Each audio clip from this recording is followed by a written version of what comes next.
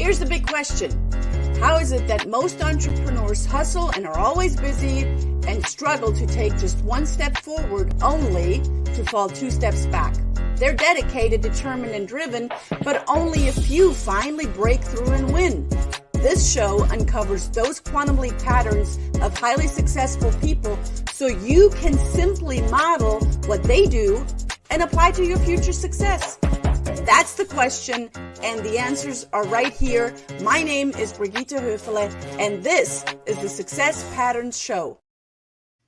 That is right. Welcome, everyone, to the Success Patterns Show. My name is Brigitte Höfele. As I just introduced myself to you, we are here as we put the do in learn, do, teach. I'm the founder of the Success Patterns Movement and the CEO of the Center of NLP and Success Pattern Show. Let me just decipher it for you, because that's exactly what we do. We do a lot of deciphering. We do a lot of decoding and encoding and really kind of peeling back the layers of how are people being successful. And you know what? Success isn't one thing. Like if you look in the dictionary, it doesn't say, oh, everyone is successful when this happens. No, success changes with each success seeker, with each person that is either successful or looking to be successful. It might involve money. It might not involve money. It might be in your business. It might be in your personal life.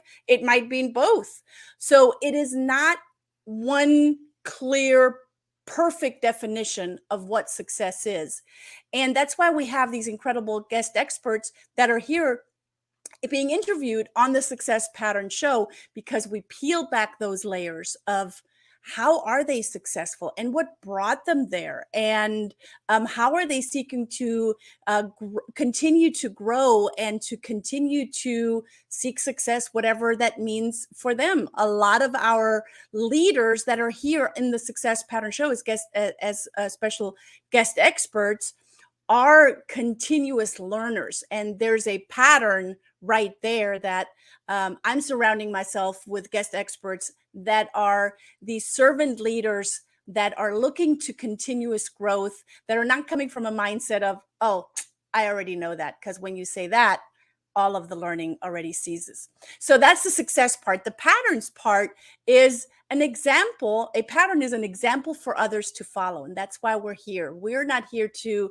be the great talking heads and pat ourselves on the shoulder of how great we are. We're here for you, because when you can decode someone's pattern of getting where you want to go, then you can actually encode it for your own self. And that's what modeling is. You look how people are behaving, what do they value, which action steps are they taking, so you can then mirror it and apply it in your own life. As humans, we're hardwired for hands-on application, and we are very hands-on rich here in the Success Pattern Show. So today I have an incredible guest expert, and we're going to give you tips on how to model that success of where she is leading us today, because she has a clear message, and not just she has a clear message. Actually, you have a clear message. And if you're not clear about your message yet, she will help you to really get your message clear, because we all have a message that is worth hearing. We all have a message that needs to be heard, and she helps you to get that message out. She's been a TEDx speaker coach for the last 6 years. She works at a university, and we're going to hear her story, and I'm going to ask her a little bit about the background. But she has been leading and supporting other TEDx speakers and really getting their message out. And there are people that have been denied of speaking or not even, they have applied. Maybe it's not even denying. Maybe they just didn't get through, because there's so many applications that you send in when you're looking to speak at a TEDx stage. She will help you to clarify that message.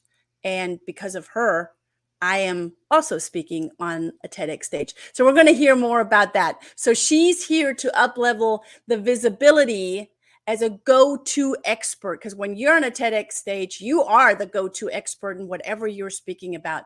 She helps with applications. She helps with the flow of what to say and when to say it and what not to say. And,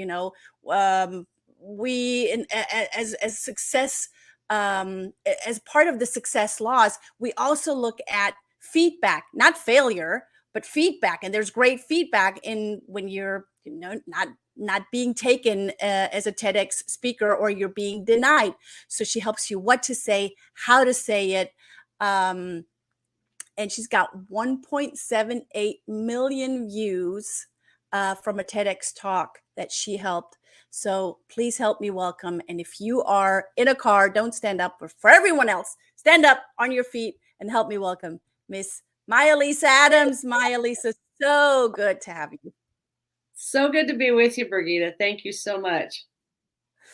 So, you come highly recommended, not just by me, but by many. And I have gone through your program, and students have gone through your program. How did you get to be a TEDx coach? Well, the reason partly that you're going to be on the TEDx stage in your homeland is because a few years ago, I think it's now been more than 6 years ago, I was asked to teach a class, public speaking, at the university where I live in Rexburg, Idaho, Brigham Young University, Idaho. And so I helped them with that. I said, sure, I'll teach a public speaking class. And then they said, how about this other class where they do professional presentations, everything about PowerPoint, but one of the assignments is to give a TED style talk. Of course, they can't call them TED Talks because TED is very strict on branding, as everyone should be very strict on their branding. But I still took students, and I still take them through that process of learning how to find that one idea that's worth spreading on the stage. So I've done that with hundreds of students now. And as I got started, though, in my hometown, a student actually started a TEDx Rexburg event. And I found out that next door, 30 miles away, there was another event, TEDx Idaho Falls, and I attended them. And then when they found out I was a public speaking coach, they said, would you coach our speakers? Because some of them could have used some help, because they have a great idea. How often this is, do you have a great idea, but there's so much noise in what you're saying, nobody can hear your message. So I feel like that's my job that I have really come to value so much, is to take out the noise. People say, how am I going to fill up 20 minutes? The first thing is you don't get 20 minutes. And some of the best talks are 5 minutes and under, because what we're doing, and it takes longer to create a talk like that, is we're taking out what doesn't belong. So your message, your one idea shines. I think it was Ben Franklin, and I'm not 100% certain, but I'm just going to give him credit for right now, for saying, if I would have had more time, I would have written the shorter memo. Yes. And, talking long, and I can only speak out of my own experience, and maybe you can identify with that. Talking long is easy. Being brief and getting your point through, that's hard, Maija-Liisa.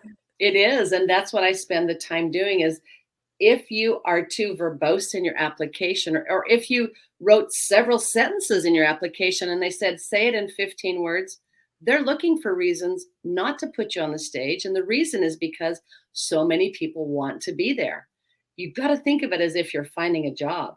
And so how do you, when there's so many other people who have great ideas, maybe even in your own field, how do you how do you come above the others so that they say, I want to hear Brigitte? Yeah. And that, that being different, that it's almost like questioning the status quo. Yes. I don't know how many TEDx stages are there out there. Do you know?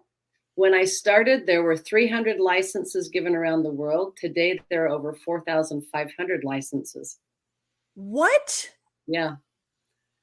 Did that kind of mushroom, I don't know if mushroom is a good choice of words, but I'll use it anyway, through the pandemic? Through the pandemic, some of the stages closed down. So it came down a little bit, but licenses are given. Not all of them end up happening because of things like the pandemic. But if you go just to TED.com, and anyone can do this, and say, attend a TEDx event, you will see somewhere between 6 and 12 events happening today.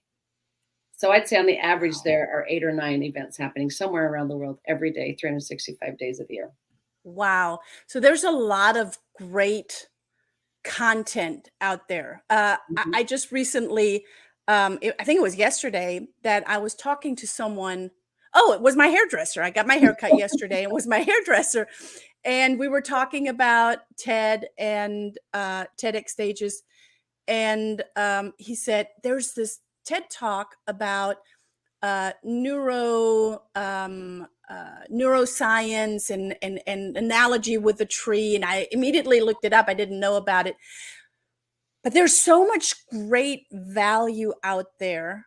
And because we went, as you said, we went from 300 licenses to 4,000, it is also getting, I would say, noisier with all of those experts out there. How do you cut through that noise? Well, you have to really yourself, let me ask you questions and be honest about those answers and say, of all of this, if you could only say one thing, what is it? And it's almost like if you're at the end of your life and you want to make sure you're passing this on to your kids and their posterity and so forth, of all of this, what's the most important? So for you, it's listening. And it's lots of people talk about listening. Someone who I followed, starting 30 years ago, who's now passed away, Stephen Covey, talked a lot about listening. And I have a discussion about that.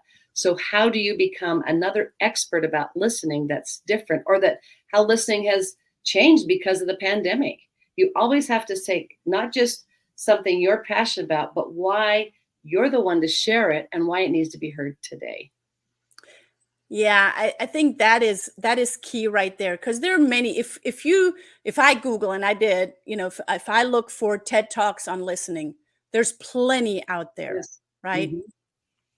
And going through the application process, and I went through many applications, not just in Germany. I applied in Stuttgart, Berlin, Frankfurt. That's where I'm going now. Munich, several here in the States. I think it was Chattanooga, Atlanta, and some others, Birmingham.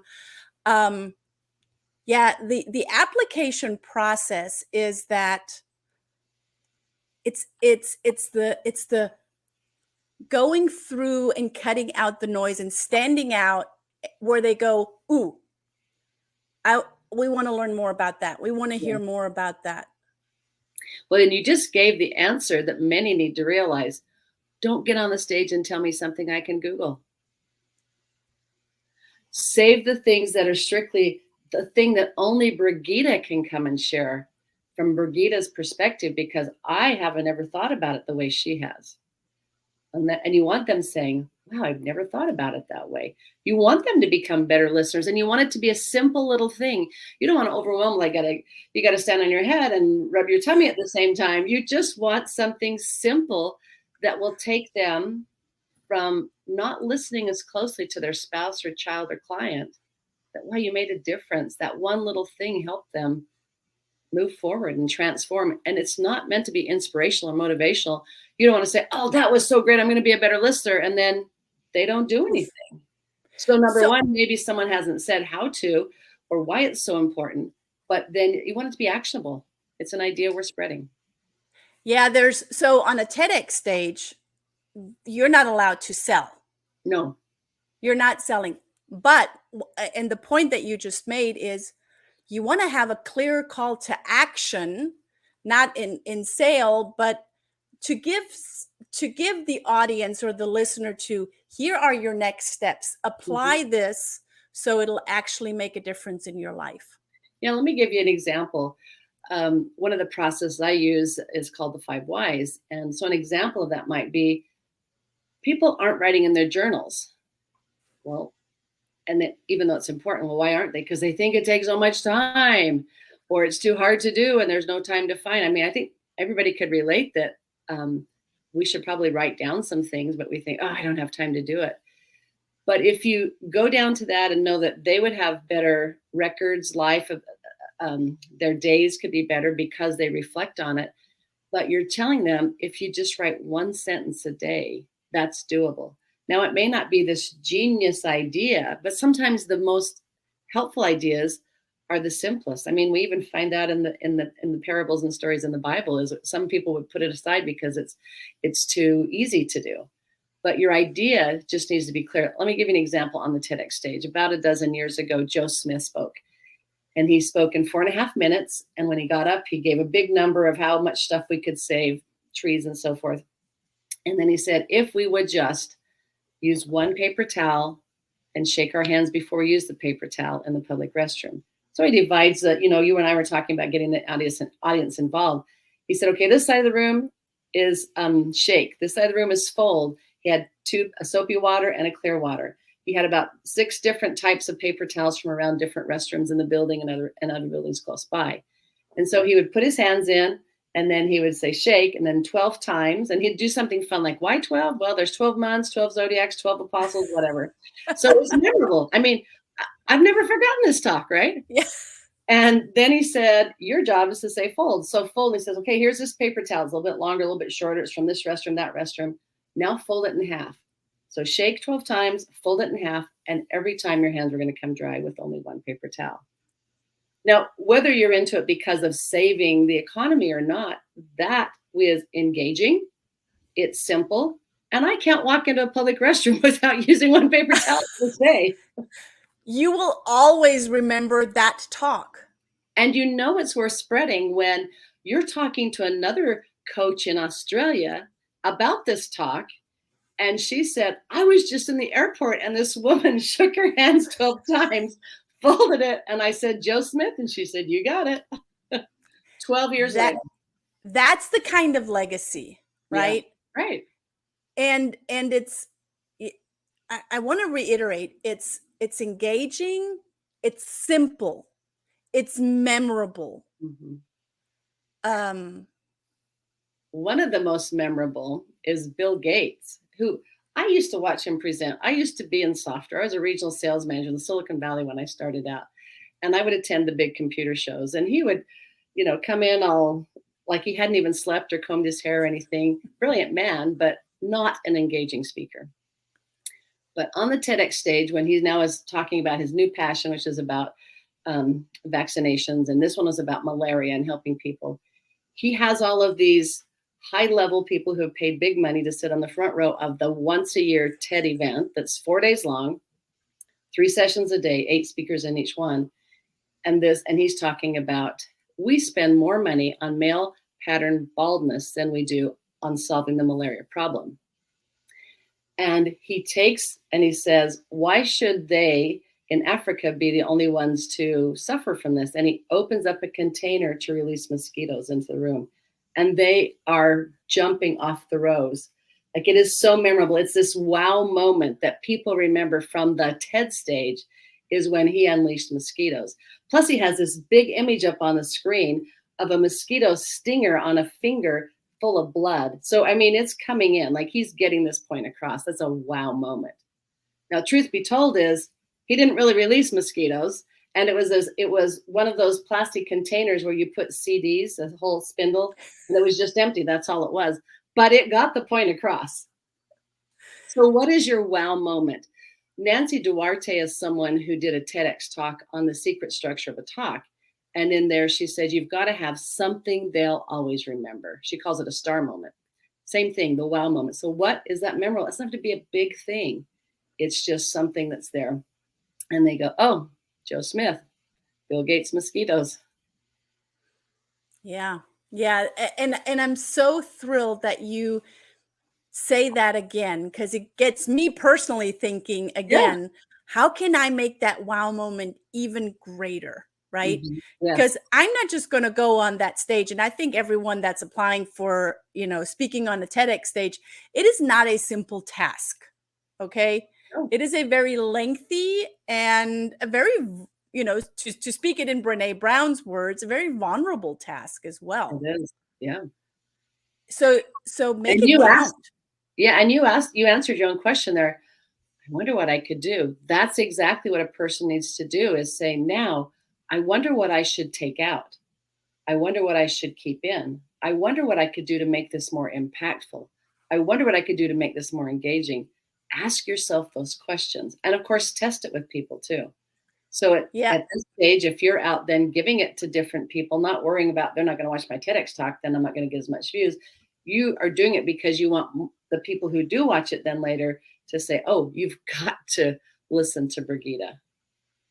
Yeah, the testing is a big piece. And, in NLP, in the training that I do with people in large organizations or with entrepreneurs, there is there's a strategy called TOTE, TOTE, test, operate, test, exit.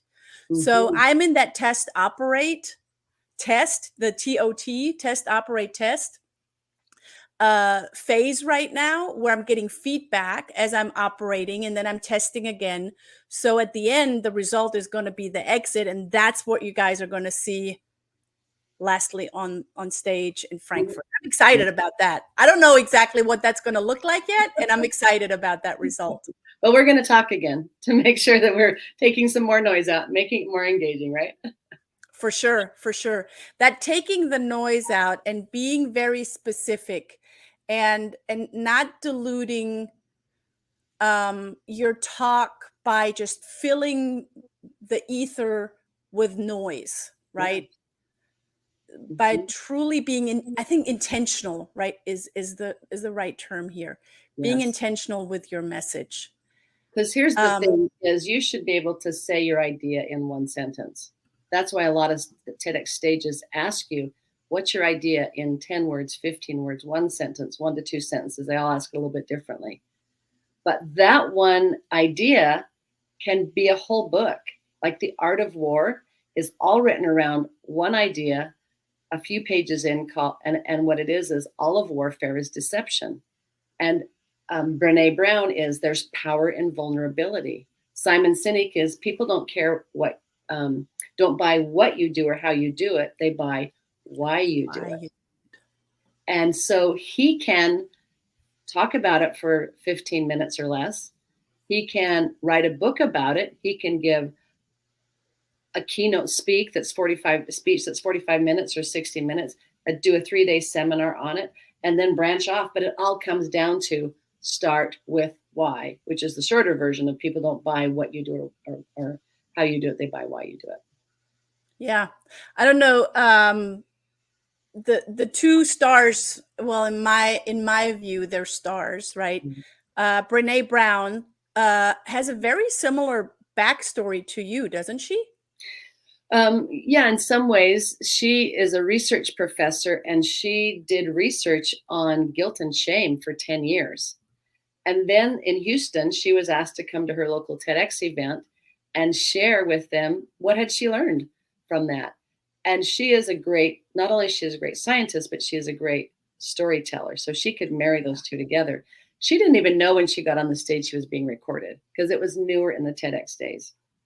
And part of Brene and Simon Sinek's fame, especially Simon says, is, look, it was the timing. And like we said, now it's so crowded. So they were new, it was novel. And then when there was a great idea, like either of theirs, but if you listen to the beginning of her TED Talk, they were both invited to speak on the TED stage then, which happens once a year in April. She said, I wasn't prepared to find that in 2 years, 4 million people had watched my talk. But she just so honestly gave what she had learned from studying our shame and guilt. And that is, be vulnerable. There's power in vulnerability. And not only that, she was vulnerable on the stage. That she was horrified to find out I was now going to go on the internet. She said, it got to the point where I would walk into stores and they go, Mommy, there's that vulnerability. And she wasn't quite prepared for it, but it's done her well. So she just leaned into it like we need to, be vulnerable. Yeah. Yeah. She had Simon Sinek on her podcast. I think it was during the pandemic. I don't know if you listened to that podcast. I didn't. I have to listen to that. It is. I've listened to it so far 4 times, and every time, the first time I didn't take notes, the second time, third time, and then fourth time, I took notes, and I will listen to it again. It's so rich. And you know what the most beautiful thing was? That Simon Sinek, it was during the pandemic that they recorded it, and Simon was so vulnerable to say, I kind of lost, during the lockdown, the connection to my why. And it gives me the goosebumps because it makes him so. Me too when you said that. It makes, and it proves the point of what they're both speaking about, right? So I'm going to put it out there. They're both going to be on the Success Pattern show, and yes, I have a whole list of people that are going to be on the Success Pattern show, and Brene Brown and Simon Sinek are two of them for sure. Well, there's another TEDx talk, The 7 Degrees of Separation of Kevin Bacon. So who's listening out here that knows somebody that knows? I do know someone who knows Brene Brown, but they don't like to just be reached out that quickly. But yes, I mean, it'll happen. So put it out there, and somebody in your audience will help you with this. Yeah, I totally agree. There's a difference between a TEDx stage, because you just spoke about it. You know, Brene Brown first was on a TEDx stage, and then she was invited on the TED stage. What's the difference? TED started back in 1984, if you can imagine, in the Silicon Valley, and it stands for Technology, Entertainment, and Design, TED. And think about California, that's what they're known for, right? And so they would get together, the experts in technology, entertainment, design would get together for an annual conference. And they said, we don't want you to talk about everything. Just tell us what's new this year. That's why it went from 45-minute keynote to 18 minutes or less. Mm-hmm. And that continues to this day. The only time it didn't happen was the year of the pandemic. Then it was virtual last year, and then it was live this year. And then people who would attend it would say, I want to do a TED event in my region. And that's when they started saying, okay, we'll give licenses. It'll be very highly, there's a whole set of rules. You can go on and see what those rules are on TED.com. And they gave all those licenses, and there were 300 and then 600 and then 1,000. And then, we're up to the 4,000s now. And a TEDx, the X stands for independently organized. And we really should say, I am a TEDx Rexburg speaker, or I'm a TEDx Frankfurt speaker, because the license is given for that. And so when people will mix them up all the time and say TED and TEDx, but there is a difference. The main stage, the nonprofit, the organizing group is TED, and they're the ones who grant licenses to universities or cities and even businesses to hold their own regional event. So speakers that are looking to speak ultimately on a TED stage, not a TEDx stage, are being vetted through the TEDx stages, I would assume. You can apply right on TED.com to be a TED speaker. It just doesn't really happen that way. I got a chance to listen to the 10 finalists where TED was doing a search for ideas in Africa. So right now they're doing Southeast Asia. So if there's anybody listening and you live in Southeast Asia, or you're descended from Southeast Asia, you have till about a month before you would need to submit a video pitching your idea. And then they go through all of those, and they will choose someone. They choose down to 10, and then other people will listen to them and vote on them. So I got to be a part of that with Africa just recently. I haven't heard the results yet. So they're always looking. And now I don't remember your original question. What was it? But I thought that was important to share. Yeah. The question was, I can't remember the question. There's so many stages to apply. Oh yeah. Is whether you apply to TED.com if you want to get on. Oh yeah. So there's TED Women that's coming up. And so TED is held in April. TED Women is held usually the first part of December or somewhere around there. That's usually in Palm Springs. And then you can apply to get a TEDx Women license. So let's say that TEDx Rexburg decides to have not only a standard event, but they want to do a TEDx Rexburg Women event. Then they also apply for that license, and then they can have that at the end of the year. So some of those have already closed, and some of those are open right now. So it might be that you want to get on a TEDx Women's stage too. So there are lots of different varieties, but mainly it's TED and TEDx. And the way you would get on a TED is them hearing you do really well on TEDx, and people say, oh my goodness, you've got to listen to Brene Brown or Simon Sinek. In fact, Simon Sinek wasn't even the one originally asked to speak at the TEDx Puget Sound. Someone who was asked said, oh no, you need to listen to Simon Sinek. And so he came on because someone recommended him. There are really 3 ways to get on a TEDx stage. Some stages are only going to pull out speakers. They're going to get together and say, our community is concerned about these issues. We want to hear about these topics. Who are the experts? Let's go out and find them around the world and invite them in. Others will say, hey, you've just been at this TEDx event. Who do you know who should speak next year? Nominate them. And so I could say, Brigitte, I'd put in and say, I've heard her speak. This is what she speaks about. Oh, you've got to listen to it.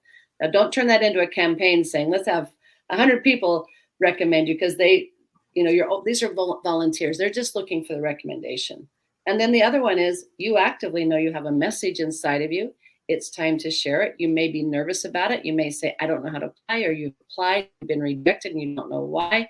You never heard back, because there are so many speakers, and some stages don't have time to get back to you. Yeah. But there are 3 ways then to get on that stage: apply yourself, be nominated, or be asked.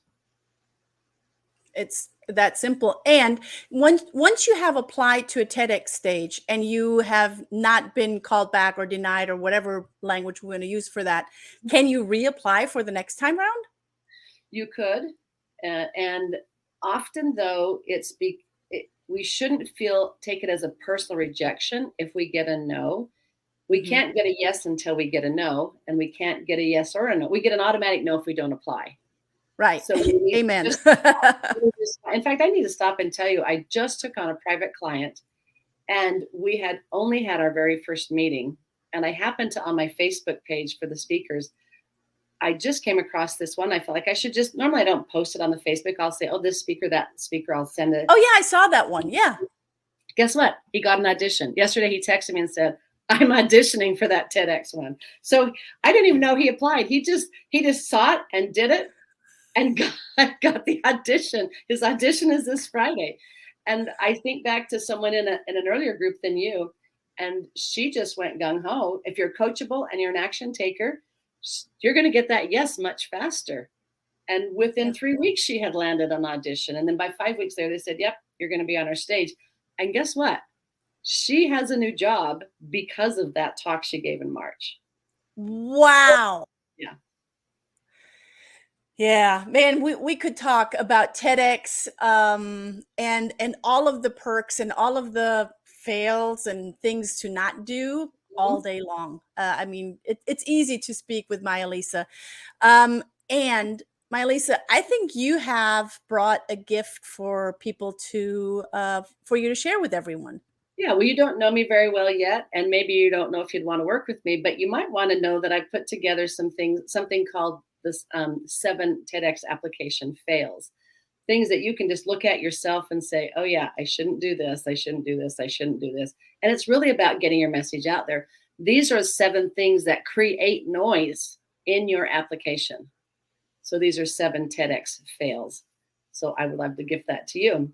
Now, when you do sign up for that, if you scroll down before you're filling it out, there is a link to my calendar, and that would be reserved for someone who said, I really do have a message. I'm scared. I'm nervous. I don't know how to get the noise out. I don't know how to apply. Let's have a conversation, and we'll talk about your path to the TEDx stage, just like Brigitte and I did. Yeah. And look at her. She's going to speak now. And you know what? And this is for all the listeners out there. Just because you have been invited to speak on other stages does not necessarily make you a good TEDx speaker. I'm just going to put that out there, because I am, and this is not me patting myself on the shoulder, but from feedback from other people, I'm a great trainer. I'm a great speaker, but I needed that step-by-step from Maija-Liisa to get out of my head and really narrow down very specifically on what it is that I'm going to talk about for 16 minutes. It's going to be even less than 16 minutes. And you're an action taker, and you're very coachable. And that's why you were so successful. You were also successful quite quickly as well. Even though there's like 6 or 7 stages that you're applying to, just apply. But before you apply, look at those application fails. And if you want to take another step, then get a coach and somebody who can help you get the noise out there so that you can stand about it. So think about it as applying for a job. I have a tech background. I used to live in the Silicon Valley, was unaware that TED events were happening back then, early in my career. And if I'm going to now look for a job in IT, and I am applying to Apple, Microsoft, and a startup, they are very different companies with very different whys, very different missions. And so just like they're interviewing you, you need to be interviewing them. Am I the right fit? Are they the right fit for me? But think of it. If you're looking for a job, what do you do with people who have the exact same skills as you in this exact same field? Somehow you need to rise to the top. And one of the ways you do that is you're clear, you're concise, you're compelling, and you challenge the status quo. And you solve a problem, an actionable thing someone can take away and do. There are lots of TEDx types. I mean, there's a big idea, a little idea. There's an issue you turn into an idea. There's, voices from the arts, from the sciences, and so forth. So there really is no secret formula to your TEDx talk, and you don't have to do it in a template way, but you ask questions and you say, what is going to best represent my idea? Who's it going to help? How can I help them? How can I make it more impactful? What should I take out? What should I keep in? And that's what a coach can help you with. Boom. So it's https://ML, like for Maija-Liisa, Yes. mlspeaks.com/TEDx application fails. Yep. So mlspeaks.com/TEDx application fails. And that's also where people can get in touch with you, not just download that, but can get in touch with you. I say, everyone, get with Maija-Liisa. It's highly entertaining and very, and you're going to learn a whole lot if you're ready to step outside your comfort zone, because she will kindly push you out of that. I speak from experience. Maija-Liisa, thank you for being here. Thank you for taking the time to share your wisdom. And we will have another Success Pattern Show with Maija-Liisa after I come back from Frankfurt. And I can't wait to, hopefully they'll live stream it, but if not, 4 to 6 weeks after you're in Frankfurt, we get to see this. So I hope everybody listening is ready to share that talk, because we want to think, who needs to hear this? And the truth be told, all of us could be better listeners. Yep. Those are wise words at the very end. Thank you for being here, guys. Tune in again next week, same time, same place here on the Success Pattern Show on Tuesday. Thanks, Maija-Liisa. Ciao, everyone. Thank you for tuning in to the Success Pattern Show at www.thesuccesspatternshow.com. My name is Brigitte Höfele.